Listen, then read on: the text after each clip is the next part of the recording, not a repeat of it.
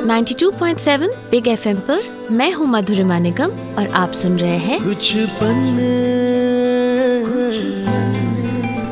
जिंदगी के। एक फिल्म की नींव है एक सोच। उस सोच को कहानी से स्क्रीन प्ले, फिर स्क्रीन प्ले से डायलॉग्स तक बखूबी बांधता है एक राइटर।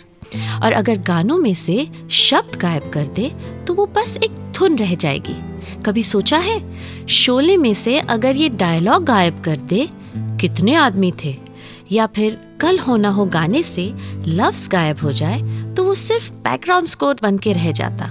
यानी कि एक राइटर और लिरिसिस्ट फिल्मों का एक अहम हिस्सा होता है। तो आज मेरे पहले मेहमान हैं वो शब्दों के जादूगर, बल्कि प्यार से इन्हें जादू ही कहते हैं। सोच को कहानी में ढालना और लफ्जों को गानों में पिरोना कोई इनसे सीखे। इनके रोमांस भरे गीत हो या फिर दमदार डायलॉग्स हो, बातचीत हो या मजाक हो, शब्दों से खेलना कोई इनसे सीखे। I'm truly privileged to introduce the man with the gift of words and beautiful thoughts, Javed Akhtar. तो जावेद जी, आप एक फ्रीडम फाइटर, एक कम्युनिस्ट फैमिली को बिलोंग करते हैं और साथ ही साथ आपके घर में शेर और शायरी का माहौल भी था। Two very different aspects of life, उसके बीच उभर के आया एक नौजवान शायर, एक लेखक। ये कैसे हुआ? नहीं, शायद ये इतने डिफरेंट एस्पेक्ट्स भी नहीं हैं, इसलिए कि आज़ादी से पहले का जो दौर था, जब आज़ादी के लिए हिंदुस्तानी जंग कर रहा था, तो बहुत से लोगों ने बहुत शायरी मुल्क की आज़ादी के बारे में की है, इस जद्दोजहद के बारे में की है, और गीत लिखे गए हैं आज़ादी के।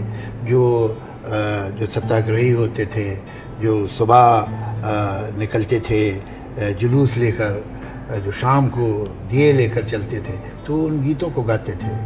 तो दरअसल कोई भी जो मोमेंट है वो हमेशा अपने गीत और अपनी नज़में और अपनी शायरी ढूंढ लेता है। तो मैं जिस ख़ानदान से ताल्लुक़ रखता हूँ, वहाँ पर जनरेशन से राइटर्स और शायरी थे। मेरी तो 7-8 पीढ़ियाँ जो हैं वो सिर्फ राइटर्स की हैं और नॉन राइटर्स की हैं। उसके अलावा फ्रीडम मूवमेंट से भी इन्वॉल्व थे, कुछ कम्युनिस्ट थे और कुछ कांग्रेस में थे। आपके फादर कम्युनिस्ट थे? जी हाँ, जी हाँ। और मेरे जो मामू थे वो कांग्रेस पार्टी के थे और 23 साल की उम्र में वो यंगेस्ट मेंबर थे कांग्रेस सेंट्रल कमेटी के। तकरीबन 10 बरस तो जेल में रहे, कभी 2 बरस, कभी 3 बरस, कभी 1 बरस। लेकिन जो पॉलिटिकल अंडरस्टैंडिंग होती है या पूरी समाज की समझ आती है, वो तो आपको बहुत जल्दी भी आए तो टीनेज में ही आएगी। जावेद जी, एक 50 रुपए के क्लैप बॉय से assistant director, occasional dialogue writer और फिर फुल फ्लेजेड स्क्रिप्ट राइटर, बहुत सारी डिफिकल्टीज का ये सफर, उन पन्नों को हमारे साथ शेयर करें। देखिए, मैं समझता हूँ कि जैसे कि आदमी को अपनी कामयाबियों पे और अपनी दौलत पे घमंड नहीं करना चाहिए, वैसे अपनी नाकामियों और अपनी गरीबी पे भी घमंड नहीं करना चाहिए।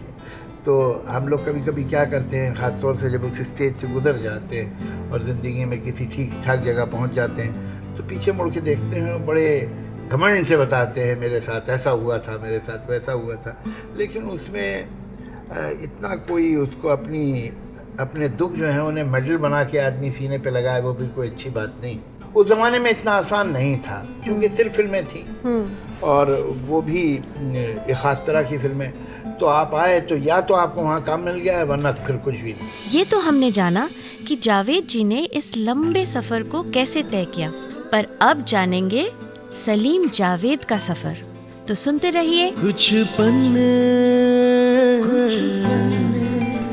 जिंदगी के, मेरे यानी मधुरिमा निगम के साथ सिर्फ 92.7 बिग एफएम पर। गाने जो हिट थे, हिट रहेंगे।